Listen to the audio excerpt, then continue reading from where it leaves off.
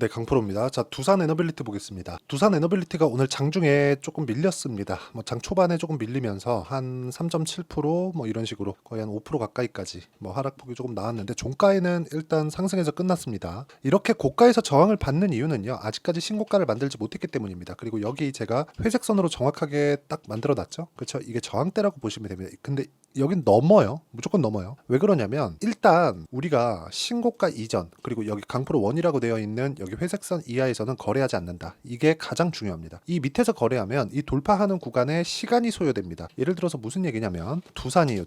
두산을 봤을 때 어떻게 돼 있죠? 그쵸? 돌파하고 나서 추가적으로 시세를 내죠. 근데 여기 돌파하기까지 뭐가 만들었죠? 시간이 걸리죠. 그쵸? 돌파하고 나서 시세를 한번 냈고 그리고 쭉 떨어져서 횡보 구간을 쭉 거치고 나서 돌파하는 데까지 시간이 또 걸려요. 그쵸? 여기까지 붙는 것도 거의 한 3개월, 4개월 정도 걸리고 돌파하는 것도 한 2달 걸리죠. 그리고 나서 돌파하고 나니까 이렇게 상승세를 만든다. 즉 신고가 구간은 기간별로 다르다. 근데 주식시장은 돌파했을 때 추가적인 시세가 나온다는 점, 이게 중요합니다. 그러면 두산 에너빌리티 측에서 보면 아직까지 돌파하지 못했기 때문에 여기보다 한 10% 정도 추가적으로 상승이 나오면 2만 원대까지 주가가 올라가고요. 그건 앞으로 원전에 대한 기대감이 반영된 결과입니다. 주식시장은 실적보다 가격이 더 빠릅니다. 이게 무슨 얘기냐면 자, 주봉으로 봤을 때 원전은 지금 가동률이 계속해서 올라오고 있어요. 실제로 올라오고 있는데 그 올라오는 과정에서 본다면 우리가 2,000원부터 여기 쭉 올라가서 3만 원까지 올랐었던 게 2020년, 21년입니다. 근데 여기서는요. 원전의 가동률이 가파르게 상승하기 전입니다. 18년도부터 상승을 했는데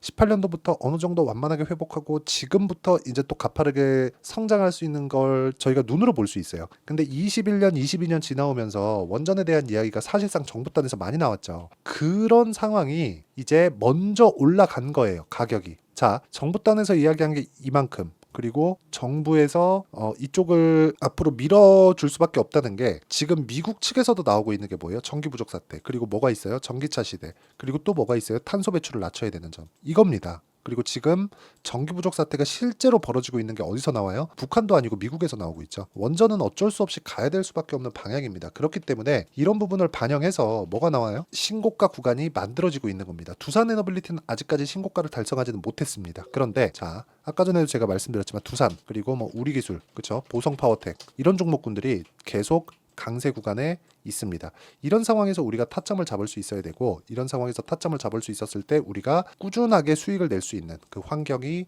갖춰진다는 점, 이게 중요합니다. 그리고 이걸 보셔야 되는 게 주식시장은 미래 가치를 반영해요. 이게 이제 막 실적으로 전환되고 실적에 대한 기대치가 쫙 잡히고 이러기 시작하잖아요. 그러면 어떻게 되느냐? 어려워집니다. 왜? 실적치를 달성을 못했을 때는 주가가 먼저 올랐기 때문에 떨어질 수도 있거든요. 주가가 떨어지고 나면 실적, 그 못 나온 실적 대비해서 주가가 싸지는 구간이 있겠죠. 그 구간부터 우리는 다시 매수하는 게 아니라 여기를 확인하고 올라가는 구간에서 매수를 하는 겁니다. 무슨 얘기냐면 두산에너빌리티가 19,000원 정도까지 올라갔다 또 떨어졌고요. 그리고 또 올라오면서 다시 이 구간에 있습니다. 근데 이 구간에서 선행적으로 두산 신고가, 우리기술 신고가, 보성파워텍 신고가. 자, 두산에너빌리티를 보시는 분들이면 우리기술과 보성파워텍을 모르지 않을 겁니다. 근데 여기서 우리가 봐야 되는 게 또 하나 나오죠. 테마가 형성되어 가고 있다. 그렇죠? 몰아서 신고가가 가고 있다. 그러면 두산에너빌리티의 변동성이 앞으로 어느 정도로 커질지, 그리고 원전에 대한 수요가 늘어나면서 이쪽에 대한 이익 규모가 어느 정도로 커질지는 사실상 나와 있다고 보시면 될 것 같아요. 2009년, 2010년 이때 오면서 보성파워텍의 주가는 거의 한 20배 정도 올랐습니다. 두산에너빌리티도 10배 이상의 주가를 2020년과 2021년도까지 1년 반 정도 기간 동안 올랐습니다. 이게 무슨 의미를 갖느냐? 원전에 대한 재료 자체가 너무 폭발적이라는 거죠. 너무 좀 이 파괴적인 그 재료를 가지고 있기 때문에 원전이 가지고 있는 이 재료에 대해서 이해를 하고 그리고 그것보다 먼저 반영하는 가격에 대한 부분을 이해를 한다면 두산에너빌리티는 지금 매수해야 되는 게 맞고요. 하지만 우리가 효율을 높이기 위해서 타점을 잡아야 되는 게 중요하다는 겁니다. 그렇죠? 원전은 장점이 하나 있어요. 친환경이다. 그리고 탄소 매출이 없다는 점, 그리고 효율을 높일 수 있다는 점. 단점이 하나 있죠. 위험하다. 근데 이 위험한 부분, 후처리에 대한 부분인데 이것도 SMR로 더 잡을 수 있다. 그러면 이 내용에 대해서 이해를 했을 때 우리는 타점을 잡는다. 왜? 가격이 먼저 반영하니까. 그 타점에 대한 부분은 제가 여기 두산 에너빌리티의 가격과 단기 보유 전략. 단기는 2주입니다. 2주 동안 내가 어떻게 가격대를 설정해야 수익 전환을 시킬 수 있을까? 단타가 아니에요. 2주 동안 수익 전환 시킬 수 있는 그 내용에 대해서 제가 이야기를 다 드려놨고, 전 두산을 보유하고 있다가 두산은 매도를 했고요. 그리고 두산 에너빌리티는 제가 다음 주부터 매수 구간을 잡아갈 예정입니다. 그리고 우리 기술도 보유하고 있습니다. 원전에 대해서 굉장히 좋게 보고 있다는 거죠. 그 이유에 대해서는 가격이 올라가고 있기 때문이다. 가장 냉정하게 보고 있는 겁니다. 그렇게 냉정하게 보는 게 단기 보유 전략이라고 제가 이야기를 드리는 거고, 이 내용을 토대로 진행하고 있는 실시간 타점, 그렇죠. 두산 에너빌리티, 우리 기술, 그렇죠. 이쪽에 원자력 관련주들의 실시간 타점을 제가 문자로 공유를 해드리도록 할 테니까 상단에 있는 전화번호로 두산이라고 문자 보내주시거나 두산 에너빌리티라고 문자 보내주시면 제가 단기 보유 전략과 함께 실시간 타점을 문자로 공유를 해드리겠습니다. 자, 그러면 제가 신고가에 대해서 이렇게 강조를 드렸으니까 우리가 종목군을 볼 때 신고가 종목군들을 해야 되는 이유에 대해서 제가 이야기를 드리겠습니다. 자, 보시면 오늘 시장이 굉장히 안 좋았습니다. 삼성전자 막 3%씩 떨어지고 그런 상황이 벌어졌는데 세보에밋이 어때요? 신고가 구간에서 4% 상승해서 끝났죠. 시장이 안 좋은데도 불구하고. 근데 어떤 종목이에요? 신고가 종목이다. 그리고 두산, 그쵸? 앞서 제가 두산 관련해서 이야기를 드렸죠. 두산 어때요?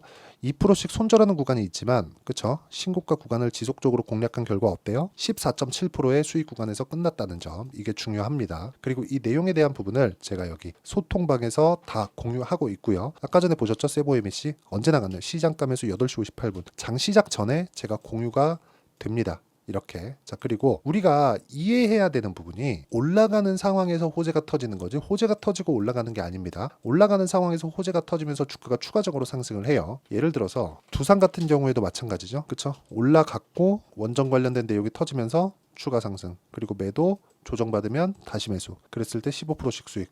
반도체 관련 마찬가지입니다. DI, 그쵸? 올라가는 구간에서 매수 매도 이렇게 지속적으로 끌어왔을 때 26%, 22% 이런 식으로 매매를 이어간다는 점, 이게 중요하고요. 그리고 이 내용에 대한 부분을 제가 여기 소통방에서 모두 공유하고 있습니다.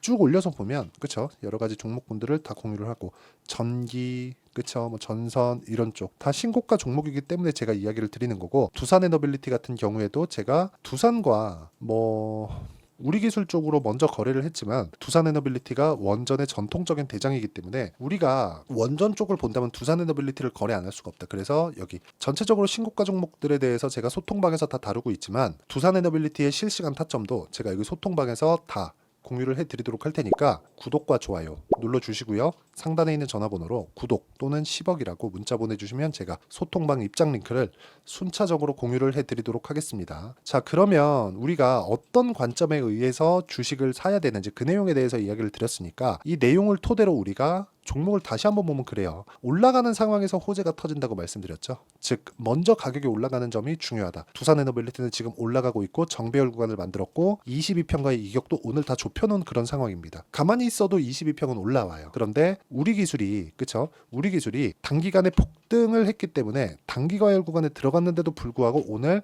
2.8% 상승을 했습니다. 시장이 안 좋은데도 불구하고요. 자, 이렇게 나오고 있는 건 상황이 왜 이렇게 될까요? 미래 가치를 반영하고 있으니까. 앞으로 좋아질 만한 내용이 있으니까 그 내용에 대해서 이야기를 드리는 겁니다. 그리고 그 내용에 대한 부분을 제가 여기 소통방이나, 그쵸? 아까 전에 그 단기 보유 전략으로 다 공유하고 있으니까 상단에 있는 번호 확인해서 문자 보내주시면 되고요.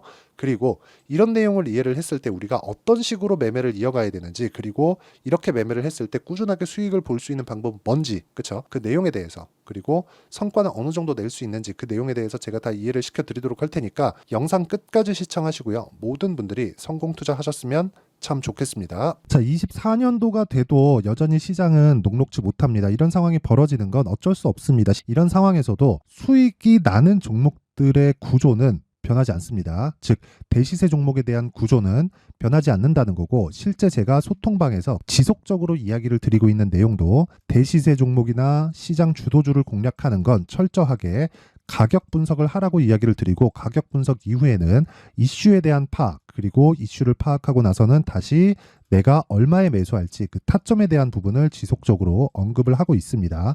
자, 근데 생각해 보세요. 1월 달에 시장이 굉장히 어려웠습니다. 어려운 상황에서의 어떤 종목들이 강했냐 보면 반도체와 그리고 바이오입니다. 자, 실제 여기 보면요.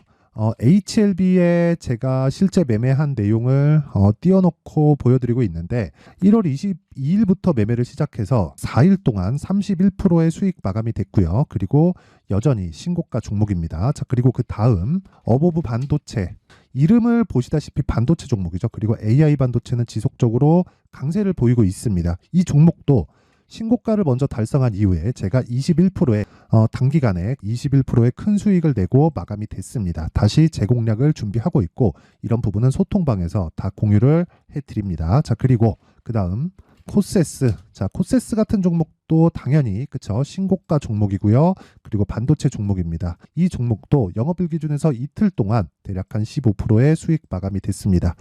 내용을 한번 보시면 어떻습니까? HLB를 포함해서 뭐 30%, 20%, 뭐 15% 이런 식의 수익이 지속적으로 발생하고 있는데 이 세 종목 모두 다 신고가 종목이고 1월 달에 시장이 약세를 보이고 있는 구간에서도 강했었던 그런 종목입니다. 특징점이 하나 있는데 그 이슈에 앞서서 가격이 먼저 반영했다는 거죠. 자, 근데 그게 기업 밸류업 프로그램이라고 하죠. 그 종목들도 마찬가지입니다. 오늘은 그 부분에 대해서 이야기를 드릴 텐데 그렇게 제가 가격을 먼저 보고 이슈에 대해서 파악하는 이유는 결과적으로는 큰 시세를 먹기 위한 사전 준비 작업입니다. 실제로 큰 시세를 먹기 위해서 사전 준비 작업을 했을 때 여기 레인보우 로보틱스 127% 그리고 ISC 98% 그리고 한미반도체 97%의 큰 수익을 내는 상황을 만들 수 있습니다. 어떤 식으로 소통방에서 진행됐는지 그쵸, 그 상황을 제가 이야기를 드린 건데 이런 상황도요 당연히 신고가를 공략했을 때 가능한 겁니다. 자, 그러면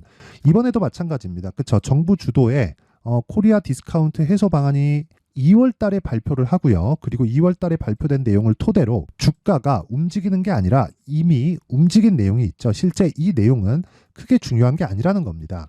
실제 움직인 내용을 보면 자, 기아차입니다. 실제로 12월 달에 신고가를 만들어 놓고 정부에서 입김을 불어 넣으니까 순식간에 기아차를 포함해서 현대차 같은 거대 기업들의 주가가 2주도 채 되지 않아서 40% 정도의 큰 시세를 냅니다. 자, 그러면 우리는 어떤 종목을 봐야 될까요? 이슈를 파악해야 되는 것도 맞지만 철저하게 가격에 맞춰서 매매를 해야 되는 게 당연히 중요합니다. 정부가 주도하는 정책 방향이 있겠죠. 그 방향에 맞춰서 우리가 종목을 찾을 필요가 있다.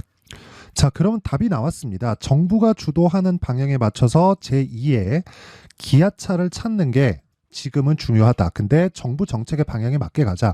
그랬을 때 앞서서 제가 보여드렸었던 내용인 여기 레인보우 로보틱스 127% 그리고 ISC 98% 그리고 한미반도체 97%와 같은 수익을 낼 수 있습니다. 물론 시간에 대한 부분은 최소 2주의 시간이 필요하고요. 그리고 최장 3개월 안에 끝내야 됩니다.